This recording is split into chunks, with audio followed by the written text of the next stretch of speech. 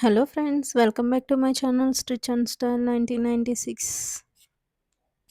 ఈ వీడియోలో ఈ మధ్య ట్రెండ్ అవుతున్న కాటన్ శారీ విత్ బార్డర్తో 4 ఇయర్స్ బేబీ గర్ల్కి ఫ్రాక్ విత్ ప్లాజో ఎలా కట్ చేసుకుని స్టిచ్ చేసుకోవాలో చూద్దాం. అంతకంటే ముందు నా వీడియోస్ నచ్చినట్టయితే లైక్ చేయండి, అలాగే సబ్స్క్రైబ్ కూడా చేయండి. పక్కనే ఉన్న బెల్ సింబల్ నొక్కడం మాత్రం మర్చిపోకండి. ఇది వచ్చేసి శారీ అనమాట. ఈ శారీని హాఫ్ పీస్ తీసుకున్నాను, అంటే 3 మీటర్స్ తీసుకున్నాను. మా పాపకి 3 మీటర్స్ సరిపోతుంది. రిమైనింగ్ పీస్ ఏమో ఇంకో పాపకి స్టిచ్ చేసాము. అండ్ ఇది వచ్చేసి పౌటంచు, దీన్ని పక్కన పెట్టేస్తున్నా. అలాగే లైనింగ్ కూడా 3 మీటర్సే తీసుకున్నాను. ఇప్పుడు ప్లాజో కట్ చేసుకుందాం.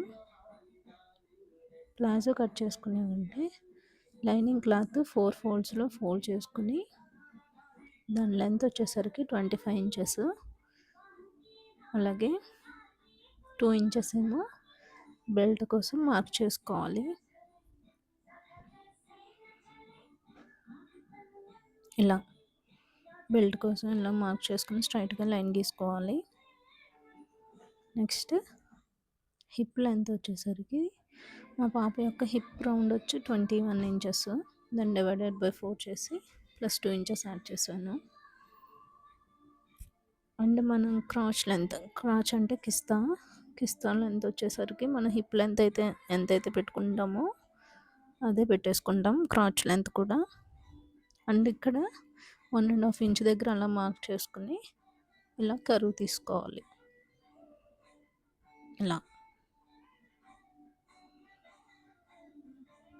ఇలా గీసుకున్న తర్వాత బాటమ్ విత్ వచ్చేసరికి 10 ఇంచెస్కి మార్క్ చేసుకుంటున్నాను. మన ఇష్టం, ఎంత అన్నా తీసుకోవచ్చు ఫ్యాబ్రిక్ బట్టి.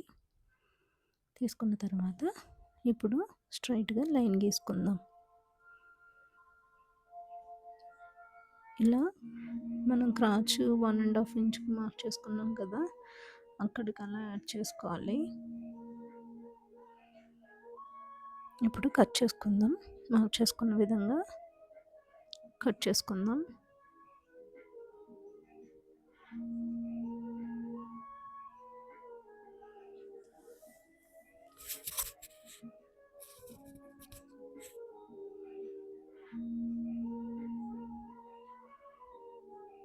అలా చివరి వరకు కట్ చేసుకున్న తర్వాత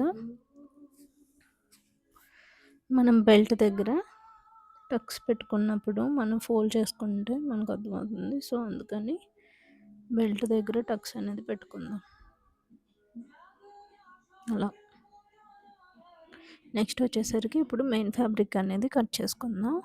మెయిన్ ఫ్యాబ్రిక్ కూడా 4 ఫోల్డ్స్లో ఫోల్డ్ చేసుకోవాలి. మనకి ఎంతైతే ఫ్యాబ్రిక్ కావాలో అంతా ఫోల్డ్ చేసుకొని కట్ చేసుకుందాం ఆ శారీ పార్ట్లో. అండ్ బార్డర్ వచ్చేసరికి నీట్గా అడ్జస్ట్ చేసుకుని, కింద మనం ఫోల్డ్ చేసి స్టిచ్ చేయం కదా, సో అందుకని ఎంత ఉంటే అంత తీసేసుకోవాలి. 1/2 ఇంచ్ ఎక్కువే తీసుకుంటే అటాచ్ చేసుకున్న తర్వాత రిమైనింగ్ పీస్ కట్ చేసుకుందాం.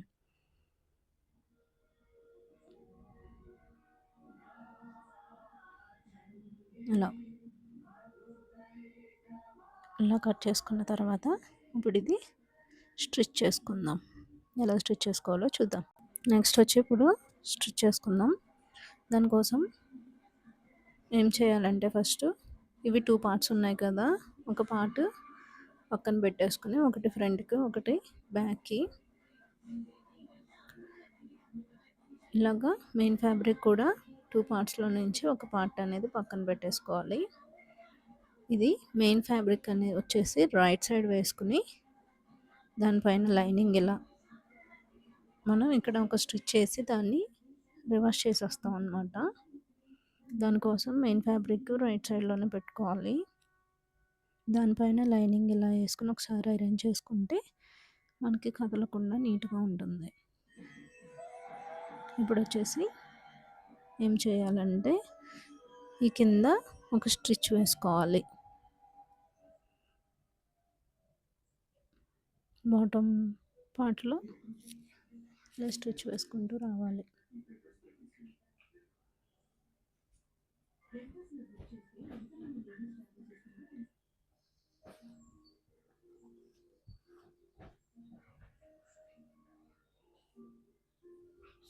అలా వేసిన తర్వాత ఇప్పుడు దీనిని వెనక్కి ఇలా రివర్స్ చేసుకుందాం. అప్పుడు కింద మనం ఫోల్డ్ చేయక్కర్లేదు, బార్డర్ కూడా ఫుల్గా ఉంటుంది. సో ఒకసారి రివర్స్ చేసిన తర్వాత పైన ఒక స్టిచ్ వేసుకుంటే నీట్గా ఉంటుంది.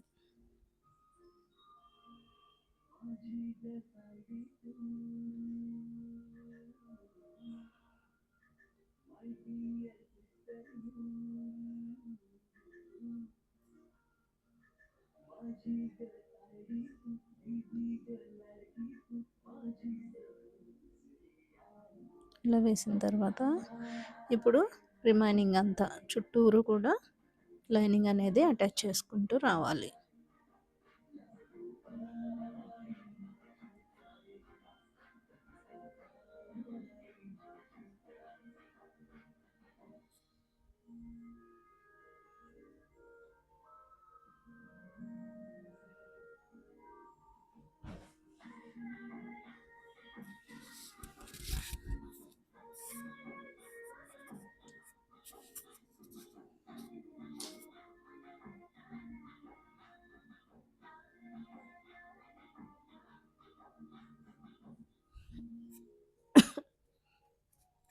సారీ.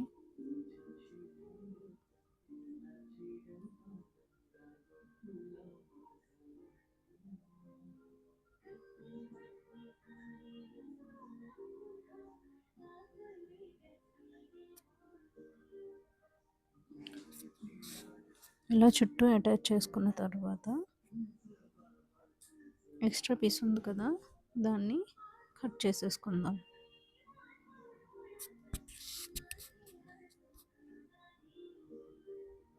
ఇలా చుట్టూరు ఎక్స్ట్రా పీసు కట్ చేసుకుంటూ రావాలి.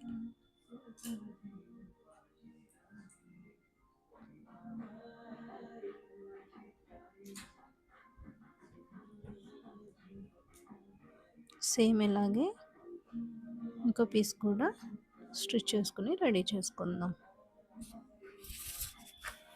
సేమ్ అలాగే ఇంకో పీస్ కూడా రెడీ చేసుకున్న తర్వాత ఒక పార్ట్ అనేది ఇలా ఓపెన్ సైడ్ వేసుకుని రైట్ సైడ్, దానిపైన ఇంకో పార్ట్ ఇలా, అంటే రైట్ సైడ్ ఒకే వైపు ఉండాలన్నమాట.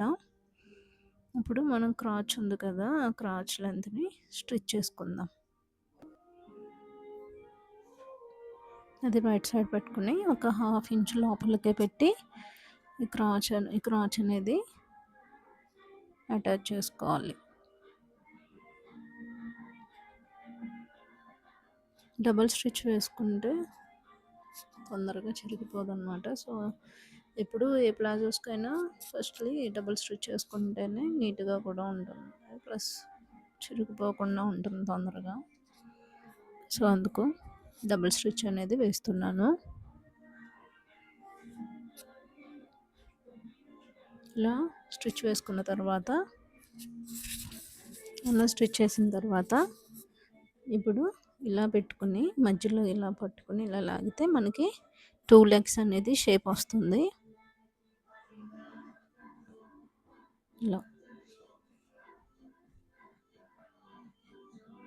ఇలా వచ్చిన తర్వాత ఈ సెంటర్లోది ఇప్పుడు ఈ 2 లెగ్స్ అనేది జాయిన్ చేయాలి. సో అందుకని ఈ సెంటర్లో ఇలా స్టిచ్ వేసుకుంటూ రావాలి. ఇది ఎలా వేసుకోవాలో చూద్దాం.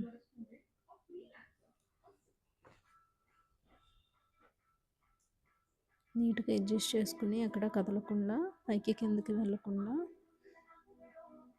అడ్జస్ట్ చేసుకుంటూ స్టిచ్ వేసుకుంటూ రావాలి. ఈ సెంటర్ ఉంది కదా, దాన్ని 2 జాయింట్ అయ్యేలా పట్టుకుని ఇలా స్టిచ్ వేసుకోవాలి. లేకపోతే ఒకటి ముందుకి ఒకటి వెనక్కి వెళ్ళిపోతుంది. ఇది కూడా డబుల్ స్టిచ్ వేసుకోవాలి.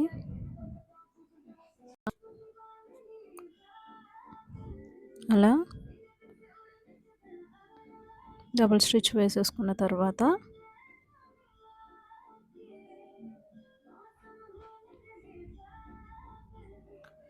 మనం పైన ఎలాస్టిక్ 2 ఇంచెస్ ఎక్స్ట్రా అనేది లీవ్ చేసుకున్నాం కదా కటింగ్లో, దాన్ని స్టార్టింగ్ చిన్నగా ఫోల్డ్ చేసి 2 ఇంచెస్‌కి లోపలికి ఫోల్డ్ చేసుకొని స్టిచ్ చేసుకోవాలి.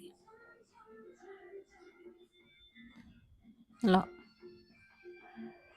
చిన్నగా ఫోల్డ్ చేసి ఫస్ట్, తర్వాత 2 ఇంచెస్‌కి ఫోల్డ్ చేయాలి. ఇలా చుట్టూరు ఒక స్టిచ్ వేసుకున్న తర్వాత స్టార్టింగ్‌లో అనేది కొంచెం గ్యాప్ ఉంచుకొని ఎలాస్టిక్ ఎక్కించుకోవాలి.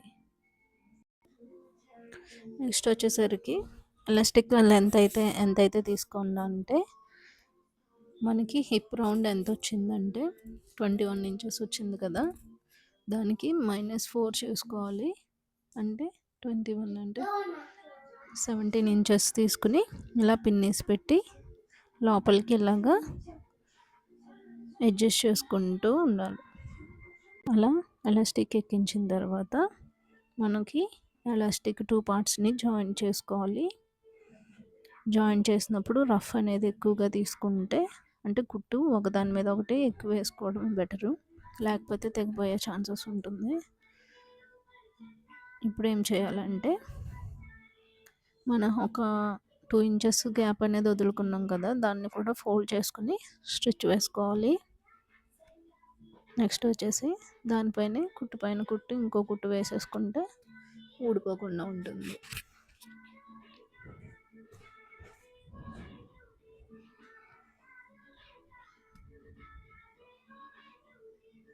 అలా చుట్టూ కుట్టు వేసుకుంటూ రఫ్ చేసుకుంటే అంతే. ఇంత ఫైనల్ అవుట్‌పుట్. అండ్ ఫ్రాక్ వచ్చేసరికి పార్ట్ 2లో పెడతాను. తప్పకుండా చూడండి. Thank you so much.